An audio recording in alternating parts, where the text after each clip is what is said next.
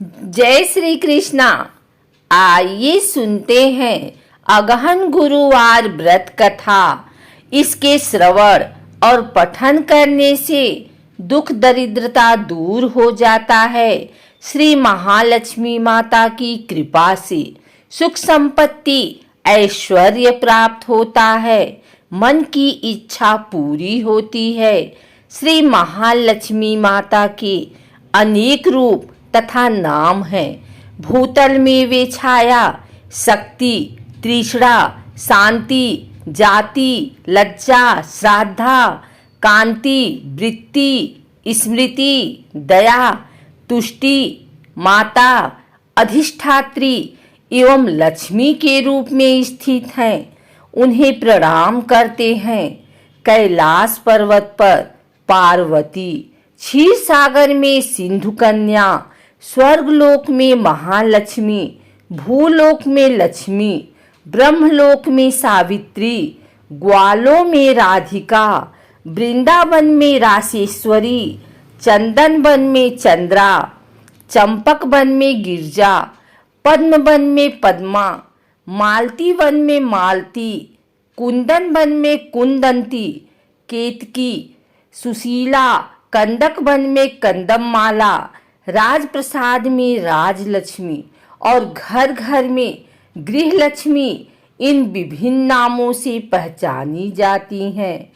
इस तरह सर्वथा चारों ओर सर्वभूत में सुपरिचित माता श्री महालक्ष्मी की यह कथा है। भारतवर्ष के सौराष्ट्र देश में द्वापर युग की यह कहानी है। सौराष्ट्र में उस समय भद्रश्रवा नाम के राजा थे। वे बड़े पराक्रमी राजा थे। 4 वेद, 6 शास्त्र, 18 पुराणों का उन्हें ज्ञान था। उनकी रानी का नाम सूरत चंद्रिका था। रानी दिखने में सुंदर और सुलक्षणा थी तथा पतिव्रता थी।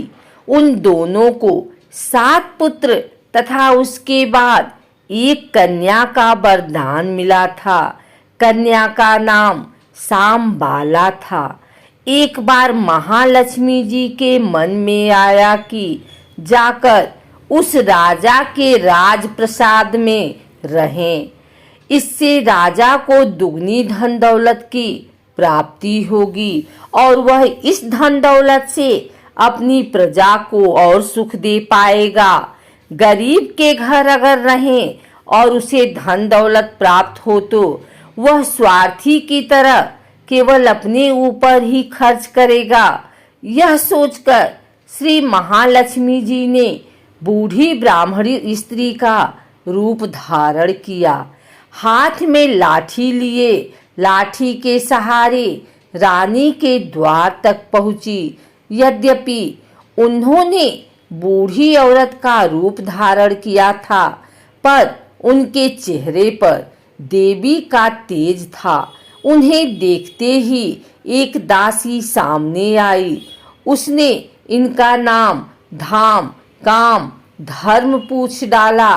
वृद्ध ब्राह्मणी का रूप धारित माता लक्ष्मी ने कहा, बालिके, मेरा नाम कमला है। मेरे पति का नाम भुवनेश है। हम द्वारिका में रहते हैं। तुम्हारी रानी पिछले जन्म में एक वैश्य की पत्नी थी। वह वैश्य गरीब था। दरिद्रता के कारण हर रोज घर में झगड़े होते थे तथा उसका पति रोज उसे मारता था। इन बातों से तंग आकर वह घर छोड़कर चली गई तथा जंगल में खाली पेट भटकने लगी। उसकी इस दुर्दशा पर मुझे दया आई। तब मैंने उसे सुख संपत्ति देने वाली श्री महालक्ष्मी की कथा सुनाई। मेरे कहने पर उसने श्री महालक्ष्मी का व्रत किया। श्री महालक्ष्मी प्रसन्न हुई। उसकी गरीबी दूर हुई। उसका घर संसार दौलत, संतति, संपत्ति से भर गया। बाद में पति पत्नी दोनों परलोक सिधारे। लक्ष्मी व्रत करने के कारण वे लक्ष्मी लोक में रहे। उन्होंने जितने साल महालक्ष्मी का व्रत किया उतने हजारों साल उन्हें सुख भोग मिला। इस जन्म में उसका जन्म राजघराने में हुआ है, परंतु वह श्री महालक्ष्मी का व्रत करना भूल गई है। उसे यह याद दिलाने मैं यहाँ आई हूँ। बुढ़िया की बातें सुनकर दासी ने उन्हें प्रणाम किया तथा श्री महालक्ष्मी का व्रत किस तरह किया जाए इस बारे में पूछा। बुढ़िया रूप धारण किए हुए श्री महालक्ष्मी माता ने दासी को पूजा की विधि तथा महिमा बताई। इसके बाद वह दासी माता को प्रणाम कर रानी को बताने अंदर चली गई।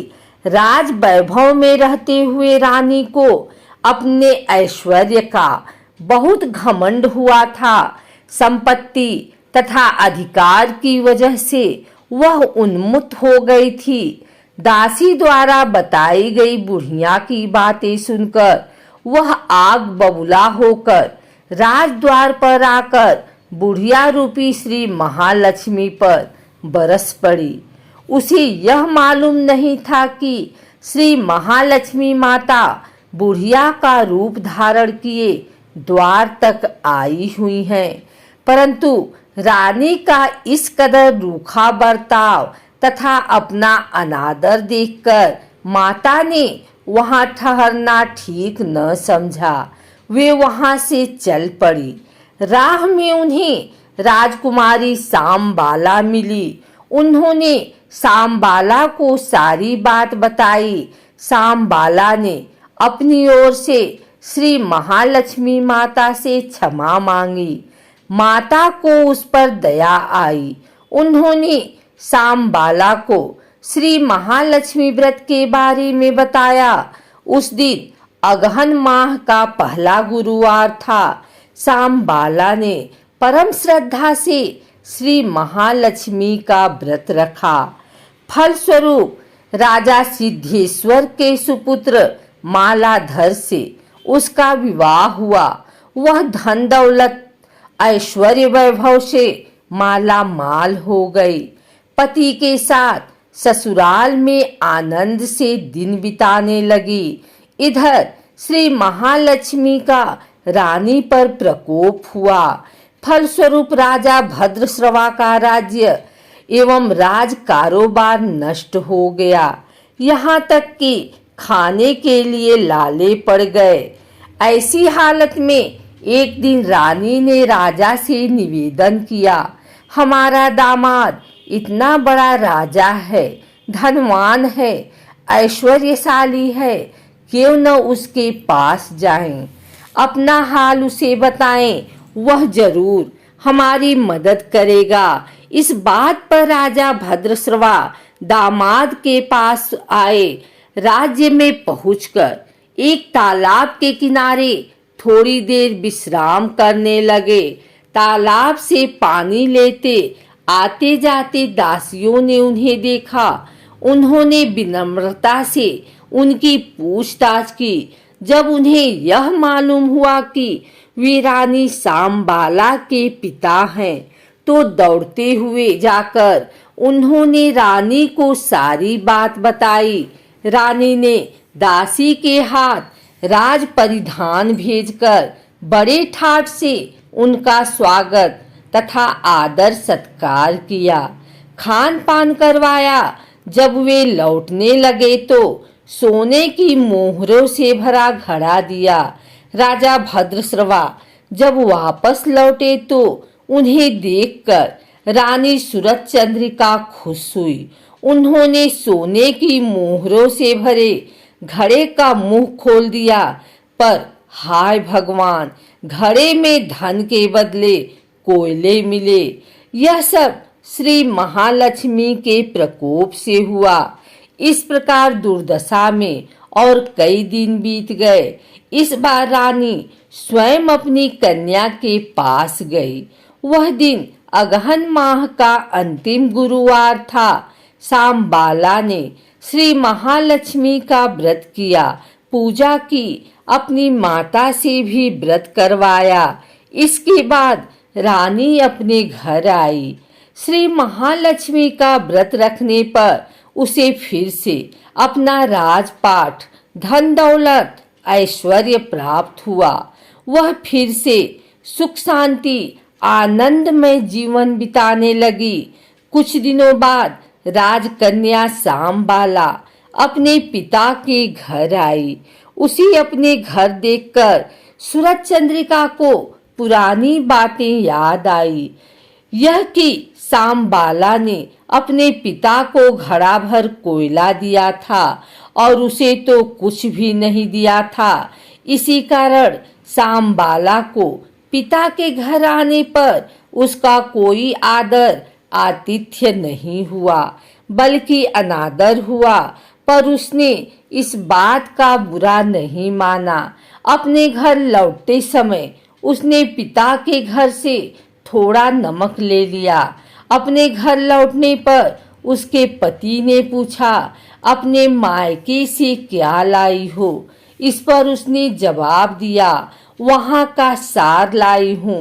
पति ने पूछा, इसका मतलब क्या हुआ? सांबाला ने कहा, थोड़ा धीरज रखें, सब मालूम हो जाएगा। उस दिन सांबाला ने सारा भोजन नमक डाले बिना बनाया और परोसा।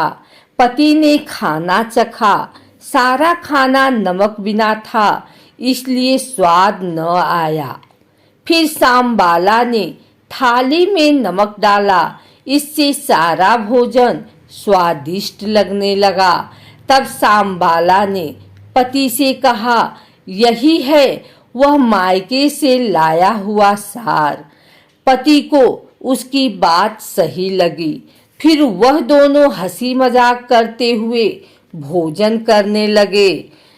कहा गया है कि इस तरह जो कोई श्रद्धा भाव से श्री महालक्ष्मी की पूजा करे, उसे माता की कृपा प्राप्त होती है, सुख संपत्ति शांति प्राप्त होती है, सभी मनोकामनाएं पूरी होती हैं। परंतु यह सब प्राप्त होने पर माता की पूजा को भूलना नहीं चाहिए। हर गुरुवार को व्रत पाठ अवश्य करना चाहिए। इस तरह श्री महालक्ष्मी की महिमा भक्तों की मनोकामना पूरी करती हैं। इस प्रकार श्री अगहन बृहस्पति व्रत कथा या श्री महालक्ष्मी की गुरुवार की कथा संपूर्ण होती है।